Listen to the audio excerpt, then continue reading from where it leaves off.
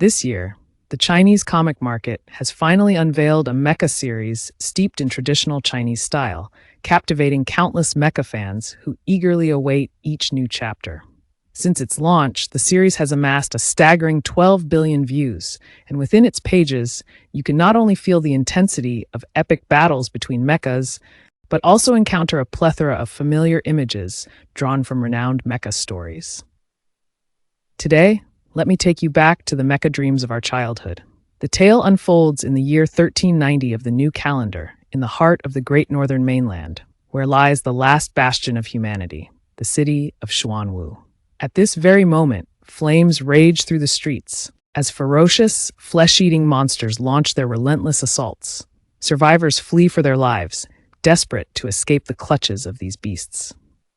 Just as a mother struggles to help her son to his feet, a colossal monster suddenly spots them. As it prepares to strike, a brilliant golden sword soars through the air, and with a single blow, the monster is instantly vanquished. In the blink of an eye, the surrounding creatures that threaten the mother and child are reduced to lifeless corpses, felled by a flurry of flying swords. The one orchestrating this miraculous rescue is none other than the protagonist, Song Yuntian, a man who has lived for over a century. At present, he stands as the last of humanity bearing the rank of Saint Soul Master.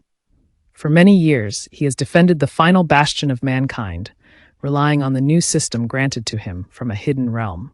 He has offered the remaining survivors a glimmer of hope, a fragile thread to cling to in their struggle for existence. However, today, faced with a tide of monstrous waves, he feels that summoning any mechs to battle would be utterly futile. As the last group of survivors boards the spacecraft to escape Earth, the system informs the protagonist that the optimal moment for retreat has slipped away. At this moment, Tong Van Tuong, battered and weary, watches the spacecraft ascend. The system suggests redirecting the enemy's attention towards the ship, granting him a precious moment to retreat. He gazes at the screen, seeing the frantic eyes of the mother and child he had saved earlier. He resolves that this time he will not flee.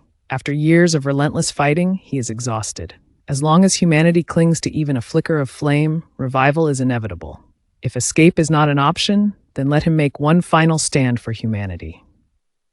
In the past, he was mocked by friends for the flaws in his soul, and his beloved left him for another. Even his father cast him out for that reason. Yet now, he has become the last beacon of hope for mankind. To sustain the flame of humanity, he would transform alongside his mecha into a spring fire, dragging all monsters to their doom. In the darkness, a voice echoed, calling out his name. The old man with silver hair, known as Tong Van Ha, is the last soul master of humanity. In the final battle that shook the heavens, he sacrificed all his strength to protect the survivors, committing suicide alongside hundreds of ferocious monsters, marching towards death.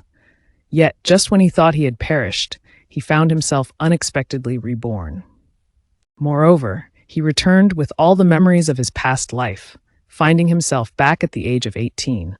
However, according to his previous memories, it wouldn't be long before the Southern Mechanical Academy, where he was studying, would be attacked, leading to the tragic deaths of many classmates and teachers. At that time, he was just a feeble individual with a flawed spirit, incapable of doing anything except witnessing his classmates and teachers sacrifice themselves one by one while he remained powerless. Despite having endured for his sake in the past life, they now faced the impending doom. He could only maintain the new mecha for 3 minutes, mocked as a clumsy fool. Even his fiancée's family called off their engagement for this reason.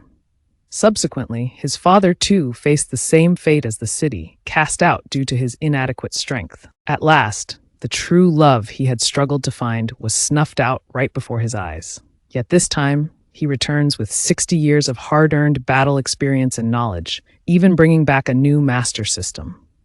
Therefore, he is determined to make up for all the regrets of his past life. The nightmares that haunted him for decades must be erased. The young man before him, in his previous life, was the last Saint Soul Master of humanity, Song Yuntian. In a decisive battle to determine whether the flame of humanity could endure, he piloted a soul mech. After perishing alongside countless foes, perhaps his actions had moved the heavens, granting him a rebirth at 18, carrying all the memories of his past life along with a new master system. But today, the Southern Mechanical Academy, where he is studying, welcomed a new freshman.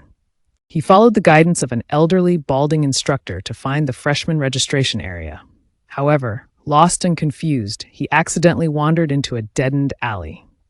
With no other choice, he activated his skill to enhance himself and leaped over a tall wall. Yet, what lay before him was not the registration area for new students, but the changing room for female students. To his dismay, class president Ha-yan spotted him immediately, causing both of their faces to flush crimson. A group of girls erupted into laughter at this awkward turn of events. Behind him, a gang of thugs armed with knives, guns, and clubs pursued him relentlessly. Before long, he found himself bound tightly and dragged into the principal's office. It turned out that this new student, named Lu Xian, was an exceptional new spirit master at the Royal Academy. Due to his outstanding results in the entrance examination, he was granted special admission. The principal promptly arranged for him to join Class 10, a gathering of exceptional students. The class president, Ha-yan, whose face flushed like a pufferfish upon receiving the new student's file, exuded an overwhelming presence and instructed Lu Xian to take him to the uniform registration office. Just as they were departing, the principal's secretary, Xiao Yue, announced that a report had come in regarding a missing student. The report detailed none other than our protagonist, Tong Van Tuong. According to the account of his classmates, the last thing he had mentioned was that there were still 3 days left. Shortly after, he mysteriously vanished. What could have caused our protagonist, who had just been reincarnated, to disappear again? According to legend, thousands of years ago in the eastern continent, a colossal beast suddenly appeared, slaughtering and devouring all beings in its path. The divine beings were left nearly powerless and on the brink of extinction. In their most desperate hour, celestial beings descended from the heavens, bringing with them the power of the spirits, summoning life forms known as the Soul Generals. With boundless divine powers, they triumphed over the invasion of monstrous beasts. After that fierce battle, the celestial beings restored the honor of the Soul Generals. These soul realms would choose those destined to become heroes and grant them the strength of the Soul Generals. At the same time, the celestial beings imparted the secrets of cultivating the dual soul meridians to humanity. Over time, these individuals became revered as soul masters among the mortals. Thanks to their protection, humanity gradually grew stronger, and a millennium ago, a sage among humans crafted mass-produced soul generals by emulating the techniques of the celestial beings. From that moment, countless followers pursued the soul masters, expanding their territories across the continent where the beasts roamed. The very first principal of the Five Heavens Academy in Southern Prefecture was the hero chosen by the Soul General, Left Sea. He led Left Sea in establishing the land of Southern Prefecture for the Celestial Empire and founded what is now known as the Five Heavens Academy. Class leader Hong On, with a proud expression, stood beside new student Lo Qian, sharing the glorious history of this academy. This inspired the passionate young man, igniting a fierce determination within him to become the first heir with the ambition of becoming the mightiest new soul master. Just at that moment, the statue towering before them suddenly trembled slightly. Lo Qian quickly realized that this was a fluctuation caused by the resonance of spiritual energy. Could it be that this kid is the successor of Tu? After completing the uniform registration, Lo Qian and Ha-ngon made their way to the training ground of the Kim Vu Academy, where 2 students were maneuvering mass-produced armor for combat. However, it wasn't long before the red team was defeated by the blue team. 2 instructors were grading the recent battle. Although the blue team won, their indecisive tactics drew criticism from instructor Yu. Following that, Instructor Ao arranged for a recorded match, and Ha-ngon was set to appear in the next duel. Class leader Van Ngu immediately felt a surge of excitement, thinking that at last he had the opportunity to showcase his strength. Without hesitation, both sides drew their weapons and began preparing for battle. It wasn't long before they skillfully navigated their student armors to defeat their opponents. Ha-ngon, who had been holding back his anger, decided to launch a fierce attack, wielding his twin swords as he charged directly at Loqian. Seeing this, Loqian could only step back while unsheathing his sword to block Hangon's assault. Outside, Instructor Chun was teasing Loqian about his precarious situation, but Instructor O reminded him not to underestimate Loqian. Though Loqian's movements appeared somewhat chaotic, he managed to deftly evade Hangon's strikes each time.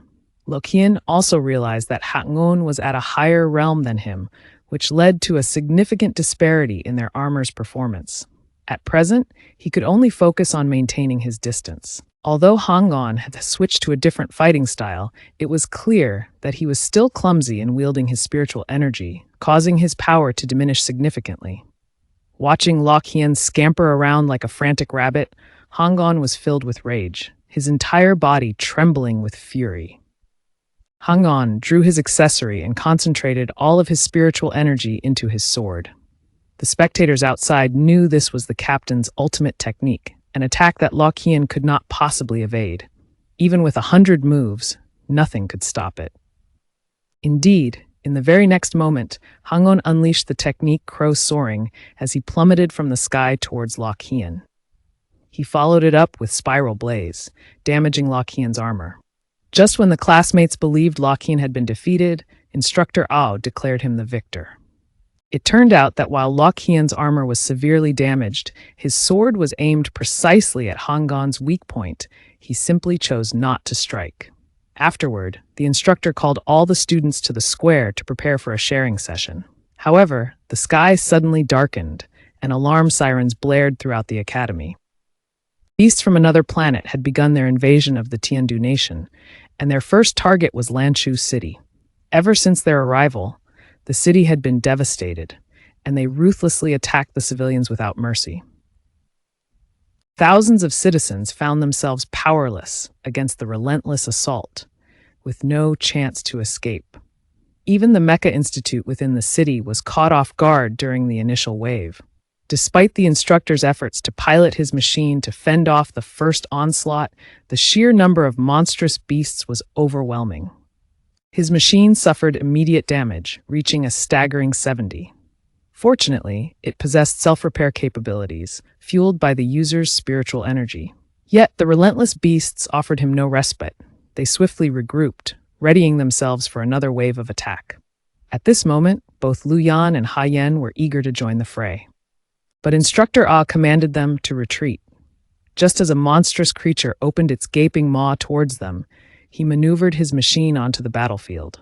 At that critical moment, as a beast prepared to strike from behind, its colossal hand seemed to be hindered by an unseen force. This unexpected intervention granted Ao a precious moment to react, allowing him to swiftly eliminate the beast. However, facing an unending tide of foes, their two machines were insufficient to protect this place. Just as Lu Yan and Ha Yen were retreating, several unidentified aircraft suddenly appeared in the academy's sky. At this moment, Professor Ao received an urgent summons from the academy's command center. It turned out that the aircraft were the rescue forces of the academy, currently gathering to form a temporary unit under the direct command of Professor O. The mission of the squad was to monitor the area of Yanwushan and prevent the spread of the monstrous beasts. With the arrival of the disciplinary inspection team from the student council, the rescue forces had officially reached the scene. Ao immediately ordered the students and faculty to form a 12-person team, resolutely determined to protect those behind them in the battle against the monstrous creatures. While everyone at the academy was engaged in fierce combat, a mysterious figure appeared, controlling an enigmatic machine amidst the statue of Tattoo. What purpose did he have for coming here? Meanwhile, Principal Gu was anxiously monitoring the video feed from the front lines, while the optimistic Xiao Yue continued to report the latest developments. Currently, the rescue forces of the teams had reached the battlefield, and the encirclement around the central fissure was complete. Principal Gu immediately ordered the departments of Lanzhou to firmly hold their positions. They must prevent the monstrous beasts from breaching the perimeter. Meanwhile, the battle at the front lines was raging with ferocity. Professors and students had become the closest comrades, standing shoulder to shoulder in the fight. However, Lu Yan and Ha Yan, having just retreated, found themselves relentlessly pursued by a lone monstrous beast. He felt himself on the verge of being caught. Ha Yan, as the class leader, commanded Lu Yan to retreat to the entrance of tunnel number 9. He would stay behind to hold off the enemy. With determination, he turned back to retrieve his visionary machine, beginning the formation of his weapon. In that moment, his resolve was unyielding. With his presence, they could rally everyone towards victory. He sprinted towards the statue of the ancestral master, shouting fervently, hoping for the strength to save his comrades. Yet when he finally stood before the statue, reality struck him. The true protagonist, Tong Van Tuong, had been missing for 3 days.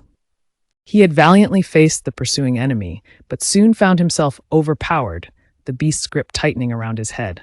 Despite the dire situation, he urged Lu Yan to flee quickly. Hearing those words, Lu Yan felt a surge of anger. Why was he the one forced to run away? Why could he only watch as others sacrificed themselves for him? As a star spirit master, why did he feel so weak? Suddenly, an idea sparked in his mind. Could it be that he was the destined successor of the ancestral master's legacy? He suddenly appeared, his cloak billowing, infused with the essence of the ancestral master. The front line of the academy was embroiled in fierce combat, while the true protagonist, Tong Van Tuong, stealthily gathered the principal's essence from the shadows of the academy. Time rewound before the impending explosion. Tong Van Tuong found himself entrenched in the dormitory, relentlessly training to break through the barriers of his power. For 3 days, he had consumed various elixirs to advance from the early stages of the Huangke realm. And finally, he had reached its pinnacle. Yet the issue of his flawed spiritual channels from his past life remained unresolved. He had only received the remedy to restore his channels after crossing the age of 50, and the repercussions of that fusion would haunt him for a lifetime. In this impending battle, he needed a constant influx of spiritual energy. Just one more pill could fully mend his channels. Thus, he had prepared the final ingredients for alchemy at the largest apothecary in the city. However, the staff informed him that the supplies were still en route and might not arrive until noon. As predicted, the academy was set to face obliteration tonight in a monstrous assault from the beast horde. With only a few hours remaining, he needed to set up several formation arrays within the academy, hoping to mitigate the casualties. Yet his current power was still insufficient. He could only establish a few basic deceleration formations. According to forecasts from a century ago, tonight the academy would be devoured by a ferocious clash with wild beasts. Thus, in the fleeting hours left, he had to arrange several formations within the academy, hoping to minimize the losses as much as possible. However, his strength was still lacking. He could only lay down a few rudimentary slowing formations. These insights are merely the shallow knowledge I acquired on North Avenue in my past life. Yet compared to the technology of East Avenue, which has advanced over a century, I find myself at a loss. At this very moment, I overhear the class president introducing Liu Yilong to the statues of the dictionary. This brings back memories of my previous life, where I felt like a lost dog, desperately seeking a master to grant me power. Alas, I received no response then. But this time, things would be different. I promptly summoned the new system to scan the area. The system swiftly locked onto the left side of my memory, questioning whether it should forcibly extract it. The statue trembled slightly in response. Unbeknownst to the class president, he assumed that Liu Yi and the statue had created some resonance, yet I remained entrapped in a state of abandonment. Unable to replicate, Song Yuntian had ceased all attempts to move forward. Meanwhile, news from the pharmacy arrived. The final material he needed had been delivered. If he could successfully forge this time, he would ensure that his classmates wouldn't have to sacrifice themselves in vain. What exactly had Song Yuntian revealed? That singular item left the beautiful female clerk in a daze, while the shrewd shop owner shed tears. Earlier, upon receiving the news that the Heavenly Dragon shipment had arrived, Song Yuntian immediately rushed to collect the goods. Moments later, he reached the Grand Pharmacy in Lanzhou, greeted warmly by the receptionist as he entered the VIP area. Another silver-haired attendant welcomed him, calmly quoting the exorbitant prices of the celestial dragon goods. However, Tong Van Tuong, with his meager finances, planned to substitute with the potion he had concocted. Initially, the attendant shook her head in refusal, her expression betraying a sense of helplessness. Yet, upon catching sight of the soul-binding pill of the third level, her demeanor shifted instantly. Each pill on the table was of such quality that even the apothecary might not possess, including one that he couldn't even name. In the end, he could only plead for a chance to enter the sleeping quarters, his face etched with a sorrowful expression. The shopkeeper agreed, but he needed to borrow the alchemy room. Though the shop lacked a resident alchemist and the old furnace had yet to be repaired, fortune smiled upon him. He had learned the art of alchemy from the human clan in the southern continent, allowing him to brew potions with bare hands, no furnace required. While Tong Van Tuong busied himself in the alchemy room, the attendant submitted the potion to the shopkeeper. When the shopkeeper laid eyes on the fifth-level blood-nurturing pill, his expression was one of disbelief, as if he had never encountered something so monumental. He interrogated whether she truly intended to sell such a treasure. Upon receiving her affirmative response, the shopkeeper leaped from his seat in sheer excitement, promptly instructing the girl to guide him to rescue the customer. However, when they arrived at the alchemy room, they were met with a blockade. Tong Van Tuong had set a barrier that rendered the door impassable. At this moment, the regenerative pill he so desperately needed had successfully been crafted. After consuming the potion, he immediately entered meditation to recover, while outside, anticipation hung thick in the air. About an hour later, he stepped out of the alchemy room and immediately spotted two individuals waiting for him. After exchanging a few flattering remarks, the owner, Hong, revealed his willingness to pay 300,000 for the purchase, excluding the other pills.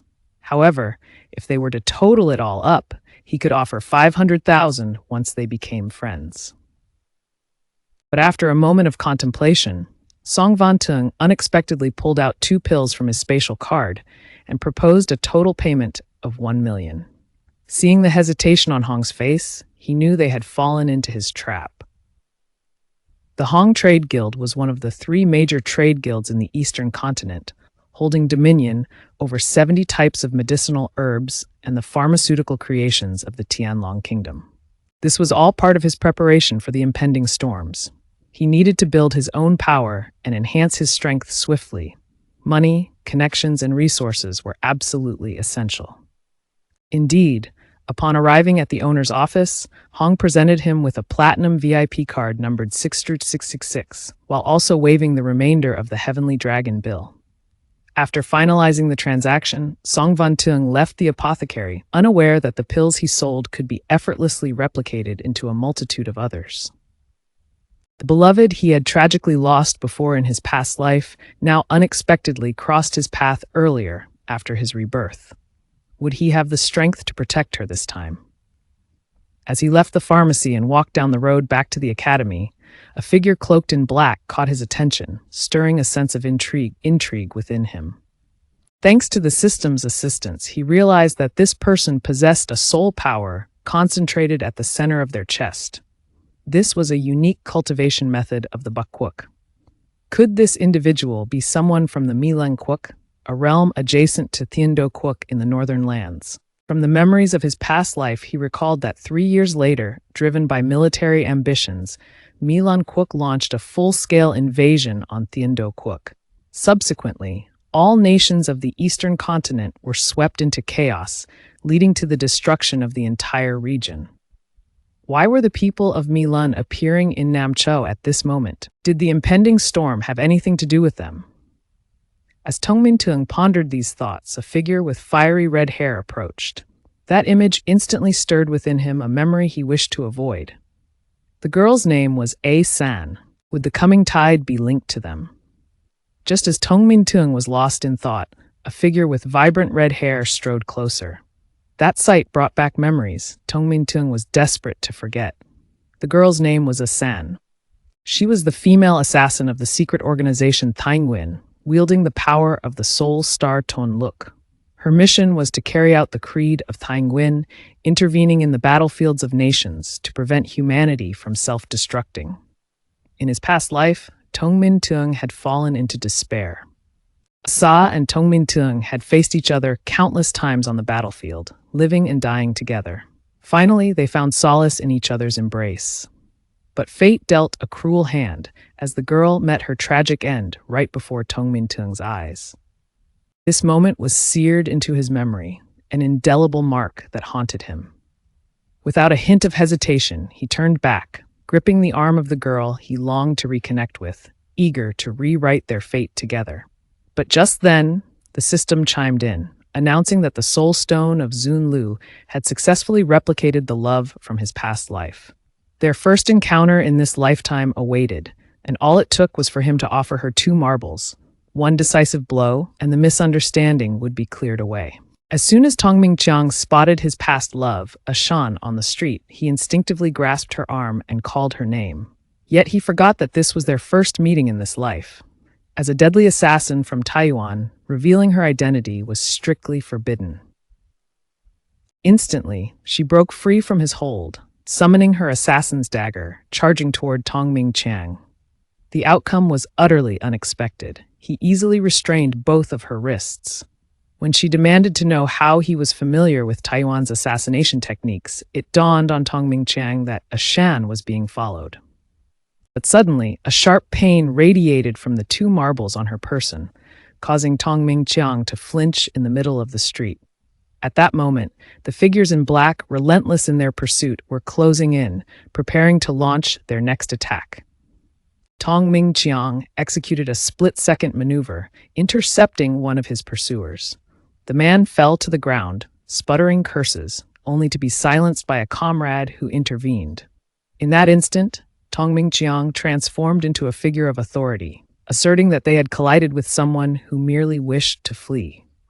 The young man found himself sprawled on the pavement, bewildered and vulnerable. Just as he was preparing to return for a fierce verbal clash with the male lead, Uncle Hu Cha had already told him that they were from the Mutrasi, suspicious that he and Asan were part of a group attempting to lure the male lead back for a mission. However, Tong Van Tuong quickly realized they were not affiliated with the Mutrasi. In his previous life, he had served as a commander at the Heavenly Cliff and had encountered many members of the Mutrasi. Tong Van Tuong promptly reached into his pocket and pulled out half of his student ID, reciting a street code phrase of the Mutrasi. The response he received was surprisingly in sync with the opposing party. Uncle Hu Cha immediately bowed to the male lead and gestured to his comrades to retreat. He chose to stay behind to handle the situation. After that, he solemnly questioned Tong Van Tuong about why he had interacted with their target. The male lead instantly turned to complain. Their sudden appearance had disrupted the plan to capture the female assassin in Tainguian. After several discussions, Uncle Hu Cha felt increasingly perplexed. The intel had never indicated that the Mutrasi was targeting a Tam. With no other options left, he could only devise a plan to ensnare the male lead within the trap they had previously set. He intended to deal with the female assassin alongside the male lead. As they pursued their teammates, the male lead realized that Uncle Hu Cha's spiritual power was akin to their previous encounter on the street. It was terrifying to think that the Milan Kwok had infiltrated the depths of the heavenly city in such a manner. At that moment, Tong Van Tuong suddenly recalled his previous life when Namcho Ki Vu Vin was destroyed by a tidal wave and the soul of Totu was carried away. Could these events be tied to the conspiracy of Milan Kwok? Just then, the male protagonist happened to pass by a stall selling candied haws. He remembered how much Asan loved this treat in his past life, and in an instant, all the hatred of his family was pushed aside. Nothing was more important than indulging his girlfriend. After making the purchase, he had to sample a piece for himself. This moment felt just like when everyone is with their beloved, don't you think? Do you believe that the renowned driver of the Soul Star, Ton Luk, is actually an 18-year-old girl? However, when she maneuvered Ton Luk amidst the encirclement of enemies, there was a hint of the fierce spirit reminiscent of the battles of the Three Harmonies in the past. At this moment, Tong Van Tuong and Chu Hu Cha stood by, observing intently. He was very curious as to why these people were making such a ruckus. seemingly unafraid of being discovered by the guards of Yinding City. Chu Cha then explained that they had set up a level 5 space nearby. No matter how loud the commotion, no one would notice. He then began to secretly summon his weapons. But as he was about to act, Tong Van Tuong had already been prepared. With a swift strike, he sent Hu Cha crashing to the ground. The leader of the black-clad warriors immediately grasped the gravity of the situation and commanded his subordinates to attack Song Ming Tuo. Yet they underestimated his might. Armed with his sword, he danced through the encirclement of foes, each step delivering a lethal slice. The moment the divine sword was drawn, respect filled the air. Unfortunately, the enemy was numerous, and even he could only retreat while allowing the soul system to propel him into a spatial formation to seize control. Meanwhile, the situation on Asan's side was far from promising. The enemy had conducted an in-depth study of him, particularly establishing a confinement formation designed for the stars, tightly controlling Lubo. This formation was a remnant of an ancient civilization, crafted to capture the illustrious general's souls, rendering Asan incapable of dismantling the soul structure. This time, the Milan nation had come to forcibly extract Lubo's soul stone. As the machine began processing the data, a sudden blue light broke through the nearby forest. The Vivian warriors tasked with capturing Lubo were unexpectedly torn asunder by that radiant beam. Even the soul imprisoned within Lubo instantly dissipated in the blink of an eye. When Eitan turned to look, he discovered another Lubo behind him, differing only in hue from his own. Meanwhile, the red-clad Lubu voiced the protagonist's question, wondering if they should hurry, as he had only about 3 minutes left. On the battlefield, the husband and wife united their strengths, their foes falling like severed gold.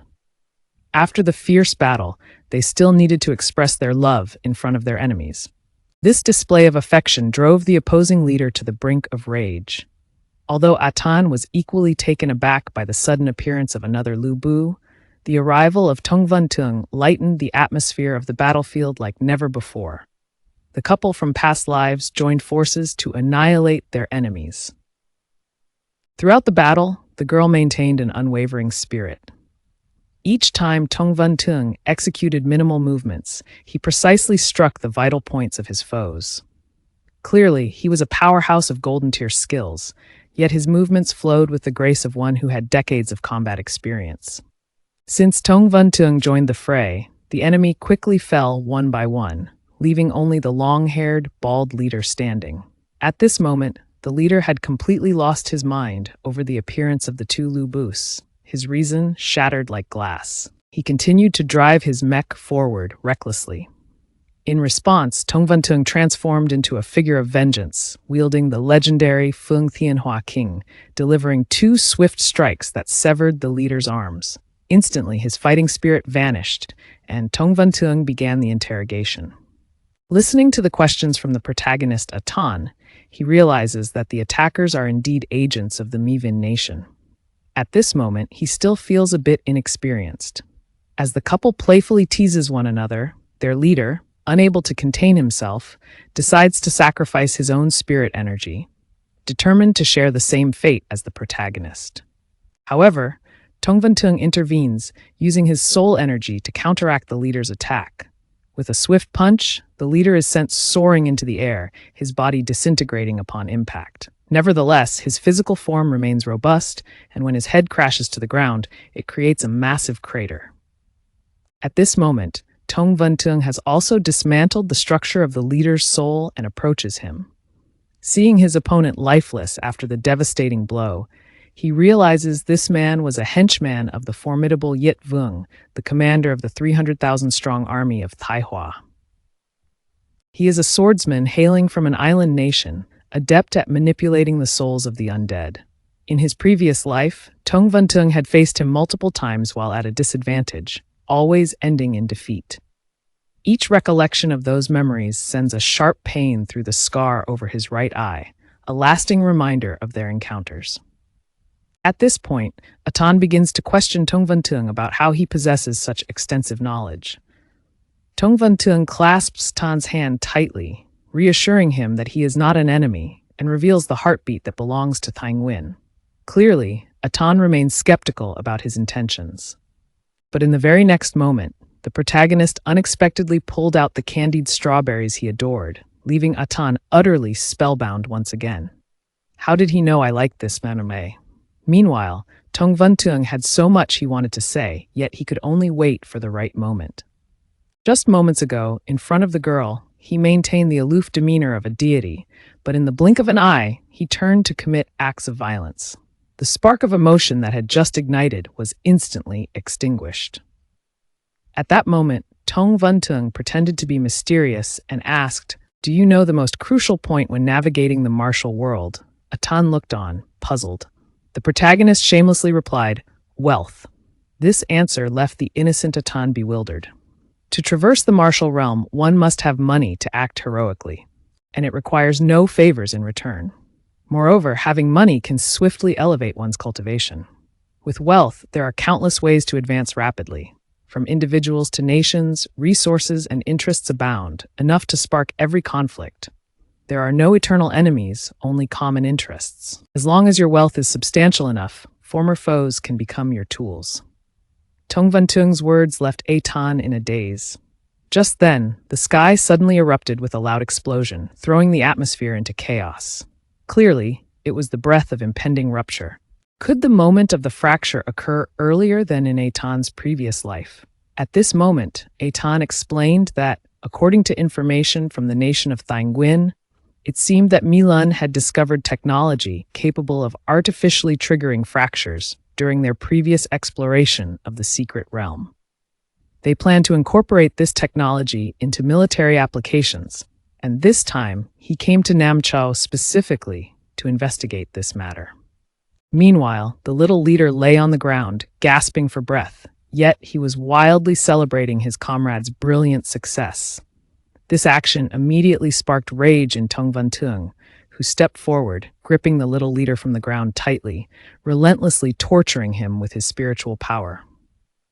When Atan tried to intervene and stop Tong Van Tuong from committing this act, the male protagonist asserted that he had already destroyed this man's spiritual veins. He insisted that Atan take the individual back to Thainguin for interrogation, while he himself returned to Yindin City to assist in resolving the emerging issues. Following this, he ordered the system to immediately summon 5 hybrid armor sets for the Fire Dragon test. This scene left Asan stunned. To unlock a new beast, one must reach the celestial rank, yet now it was being summoned by someone at the peak of the royal rank. This reminded him of the legends surrounding the incantations used for summoning spirit beasts. Could it be that the man before him was indeed? "Are those members of Sun Tzu?" he shouted towards Tong Van Tuong. "The target of Nilan Nation this time seems to be connected to Sun Tzu. Be cautious." After that, Tong Van Tuong could only utter a brief thank you before mounting the star beast and departing. The protagonist was left in astonishment. Suddenly, he found himself transported back to his own timeline, 60 years prior, as if awakening events from a history long past. At this moment, Tong Van Tuong had no choice but to hasten back to Yuanding City to address the dragon beast crisis that had arisen prematurely. Meanwhile, within Yuanding City, everything lay in ruins, ravaged by alien monstrosities. Instructor Quach from Zivu Academy was now kneeling before a group of soldiers defending Yuan City, facing off against the attacking beasts. The students were desperately trying to support their instructor. Before the retreat preparations began, the support team had already reached the western perimeter, collaborating with the defense squad led by Chu Dong. Yet students were still just students. Casualties were inevitable. At this moment, aside from facing a few ferocious beasts, the Academy's team could no longer assist anyone else. News of the ferocious beasts appearing from both flanks flooded in simultaneously. The situation on the right was particularly dire, as a dark tide surged forward. However, retreat was not an option. They had to maintain their formation to prevent the spread of the beasts. Behind them, a large crowd of unarmed civilians was gathered. After explaining to Professor Quach, he quickly directed his students to evacuate the civilians. Team leader Chu shouted boldly, "The heavens will prevail," before charging into the fray, leading his remaining team members into the heart of the monstrous horde ahead. Witnessing team leader Chu bravely fighting on the front lines, one of the students turned to Professor Quach and asked if they should retreat as ordered. However, the professor firmly asserted that he had already requested reinforcements from command, and support would surely arrive very soon. Hearing this, another student eagerly wanted to rush in and assist the defensive forces, but at that moment a blonde student was sent flying by a beast and captured by another. In an instant, the ferocious creature opened its jaws wide. A powerful snap against the armor made the blonde student scream in agony. While team leader Chu was still worrying about his teammate, his close friends from the academy arrived just in time, and together they kicked the monstrous beast away. Unfortunately, they were soon met with a torrential downpour, as another member from the four-eyed team fell victim to the onslaught. Trapped in the beast's clutches, they were defeated by a single punch, leaving them with no strength to resist. At this moment, the situation for the academy team no longer allowed them to assist others. They could only stand by helplessly as the five-eyed student was torn apart by 5 monstrous beasts. This scene compelled all who were present to fervently pray for swift reinforcements. They were not ready to die just yet. In front loomed the vicious beasts, while behind them stood defenseless civilians, the group of masters and students from the Southern Chaos Sword Dance Academy, resolutely holding the front line of the battle. As they witnessed a member of the Yuan Ding City Guards being torn apart by the alien monster, the fear from deep within them became uncontrollable. They anxiously asked Master when their support would arrive. They did not want to perish here, not while still so young. At this moment, a beast had attacked Master Guo, delivering a powerful punch that sent him sprawling to the ground. Until this very moment, he had uttered not a single word, yet his heart was already shattered. As a master to his students, he felt the weight of responsibility pressing heavily upon him. He had even begun to pray, hoping for a miracle to unfold, but no divine being appeared to save them. Meanwhile, the civilians still hiding behind them wore expressions of sheer terror, collectively praying to the deities. Captain Zhao of the Guard also continued to fight relentlessly, determined to hold the line. He was utterly exhausted, collapsing to the ground, yet gritting his teeth, he fought to do something. Just as the colossal arm of the alien beast was about to smash down on Master Guo's head, a laser beam suddenly pierced through the creature, creating a cloud of dust and debris. Everyone present bore witness to this spectacle. Everyone stood in stunned silence as the dust began to settle. It was only then that they realized the thief's attack had pierced the monstrous creature, revealing a colossal sword known as the Fang Tian Hua Qi. At that moment, from the front of the beast, a mounted general emerged, cutting through the chaos. This warrior was none other than the soul-controlling Lu Bu, an extraordinary figure among countless heroes. In the realm of warriors, Lu Bu shone like a brilliant star amidst an endless sea. No matter how the tides of foreign forces surged like a tsunami, they could never hope to match Lu Bu's might in epic battles. There he was, riding a fiery steed, exuding the aura of 1,000 troops charging forth. Annihilate all those alien monsters. In mere moments of fierce confrontation, the innocent civilians and the soldiers behind him were gripped by terror. Could this be the reinforcement the instructor had mentioned earlier? At this moment, having eradicated all the monstrous threats, Song Mingtang returned to stand near the others. He had liberated Lu Bu's soul structure. Once his feet touched the ground, he approached a fallen warrior and planted the flag of the Tiandu Defense Army into the earth. Then, raising his hand high, he proclaimed, "Tiandu, close ranks." Before this breathtaking scene, the emotions of everyone present suddenly erupted. The defense team and the academy students joined in a roaring chant. However, when Professor Guo caught sight of Song Mingtang's uniform, he fell into deep contemplation. How could a powerhouse like him exist within the academy?